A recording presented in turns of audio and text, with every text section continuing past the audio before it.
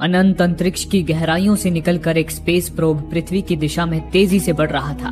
वो प्रोब अब से ठीक 8 महीने पहले मंगल ग्रह से मिट्टी का सैंपल लेकर निकला था और कुछ दिनों में ही पृथ्वी के ऑर्बिट में दाखिल होने वाला था।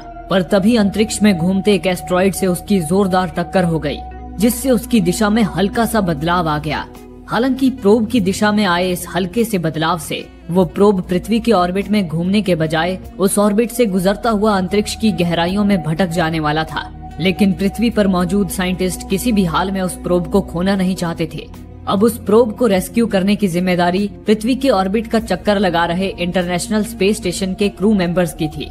हालांकि इस रेस्क्यू मिशन में रिस्क बहुत ज्यादा था, पर स्पेस स्टेशन के इंजीनियर रोरी ने कमान संभाली और अपनी टीम की मदद से स्पेस स्टेशन में मौजूद एक बड़े रोबोटिक आर्म्स के जरिए उस प्रोब को कैप्चर करने में कामयाब हो गया।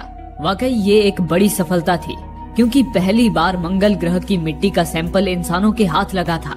अगले ही दिन क्रू मेंबर्स मंगल की मिट्टी का वो सैंपल जांच के लिए अपने क्वारंटीन लैब में ले आए। उनका मकसद था मंगल की मिट्टी में जीवन के संकेत ढूंढना।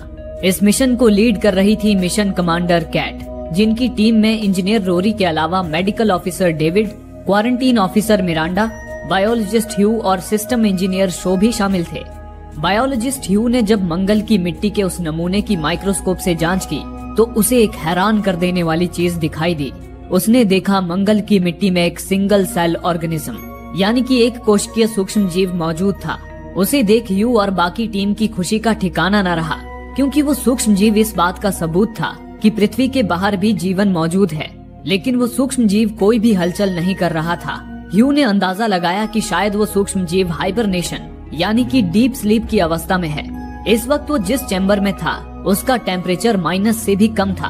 ह्यू ने उसे जगाने के लिए चैम्बर का टेम्परेचर बढ़ाकर 20 डिग्री सेल्सियस कर दिया, लेकिन तब भी उस सूक्ष्म जीव में कोई हलचल नहीं हुई। तभी ह्यू ने सोचा कि क्यों न चैम्बर का एटमॉस्फेयर बदलकर देखा जाए। ह्यू ने चैम्बर के एटमॉस्फेयर को प्रोटोरोजोइक युग के मुताबिक ढाल दिया।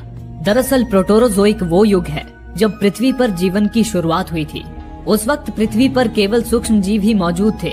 उस युग में पृथ्वी पर ऑक्सीजन बहुत कम था और कार्बन डाइऑक्साइड अधिक। ह्यू ने भी चैम्बर में ऑक्सीजन का लेवल घटाकर कार्बन डाइऑक्साइड की मात्रा बढ़ा दी और उस सूक्ष्म जीव को हल्की ग्लूकोज की मात्रा दी, क्योंकि ग्लूकोज किसी सेल के लिए एनर्जी सोर्स होता है। अब सारे लोगों की नजर उस सूक्ष्म जीव पर थी।